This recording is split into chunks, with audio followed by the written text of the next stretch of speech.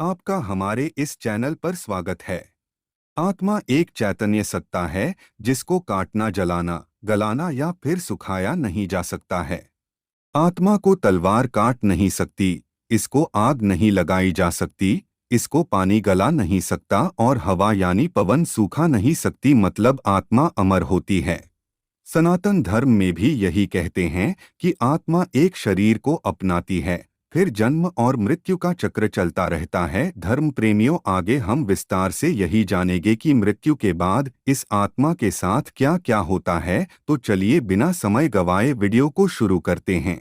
जिस तरह जीवन एक सच है, उसी तरह हर एक मानव को ये भी पता है कि मरना भी सत्य है, जिसे कोई जितना मर्जी झुठला दे पर इसे बदला नहीं जा सकता। कहने का अर्थ है कि जिसने भी इस पृथ्वी पर जन्म लिया है, उसे एक ना एक दिन मरना पड़ता है। बहुत से लोगों ने अपने बड़े बुजुर्गों से यह सुना होगा कि एक मरने के बाद मानव शरीर की आत्मा 13 दिनों तक अपने घर में रहती है, इसीलिए 13वीं संस्कार किया जाता है। यह सच है कि आत्मा 13 दिनों तक घर में रहती है। चाहे मरने के बाद यमराज के यमदूत आत्मा को एक बार यमलोक ले जाते हैं और 24 घंटे के अंदर वापस छोड़ जाते हैं। आज हम यही जानेंगे कि यमदूतों के द्वारा आत्मा को वापस छोड़ने के बाद वह कितने दिनों तक घर में रहती है और क्यों रहती है, और पिंडदान क्यों किया जाता है। लेकिन दोस्तों, आपको इसी तरह जानकारी मिलती रहे, इसके लिए कृपया आप हमारे चैनल को सब्सक्राइब कर ले। दोस्तों, गरुड़ पुराण में आत्मा के शरीर छोड़ने के बाद की हालात के बारे में बताया गया है कि जब कोई मानव मरता है तो यमराज के यमदूत उसे अपने साथ यमलोक ले जाते हैं।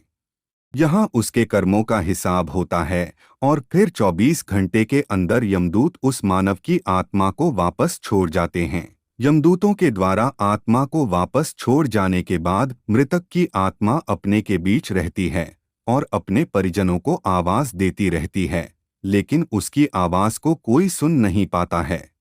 यह देखकर मरे हुए मानव की आत्मा बेचैन हो जाती है और जोर जोर से चीखने लगती है। इसके बाद आत्मा अपने शरीर के अंदर जाने की भी कोशिश करती है, परंतु यमदूत के पास बंदी होने के कारण वह अपने शरीर में नहीं जा पाती। इसके अलावा गरुड़ पुराण की माने तो जब यमदूत आत्मा को उसके परिवार के पास छोड़ जाते हैं, तो उस समय उस आत्मा में इतना बल नहीं होता कि वो यमलोक की रास्ता तय कर पाए। गरुड़ पुराण के अनुसार किसी भी मनुष्य के मरने के बाद जो पिंडदान 10 दिनों तक में किया जाता है, उससे मरे हुए व्यक्ति आत्मा का अलग अलग अंगों की रचना होती है, और जो 11वें और 12वें दिन पिंडदान करते हैं, उससे मृतक आत्मा रूपी शरीर का मांस और त्वचा बनती है। और जब 13वें दिन 13वीं की जाती है, तो उस दिन मृतक के नाम का जो पिंडदान करते हैं, उसी से वो यमलोक का रास्ता तय करते हैं। और मरने के बाद मृतक के नाम का जो पिंडदान करते हैं, उसी से ही आत्मा को मृत्युलोक से यमलोक तक का रास्ता तय करने का बल मिलता है। इसलिए ही गरुड़ पुराण में कहा गया है, जब मर जाता है तो उसकी आत्मा 13 दिन तक अपने परिवार के पास घर में रहती है और उसके बाद आत्मा मृत्युलोक से यमलोक की ओर चली जाती है, जिसे पूरा करने के लिए उसे 12 महीने मतलब कि 1 साल का वक्त लगता है। इतना ही नहीं, माना जाता है कि 13 दिनों तक मृतक के नाम का किया गया पिंडदान उसके 1 साल के खाने के बराबर होता है। अब ये सवाल है कि जिसका पिंडदान नहीं होता उसका क्या होता है। अक्सर लोगों के मन में यह सवाल भी जरूर आता है। मित्रों, आपको बता दें कि इसके बारे वर्णन गरुड़ पुराण में किया गया है। जिस मरे हुए व्यक्ति का पिंडदान नहीं किया जाता, यमदूत उसे 13वें दिन जबरदस्ती घसीटते हुए यमलोक ले जाते हैं और मरे हुए व्यक्ति की आत्मा को इस दौरान काफी दर्द सहन पड़ता है।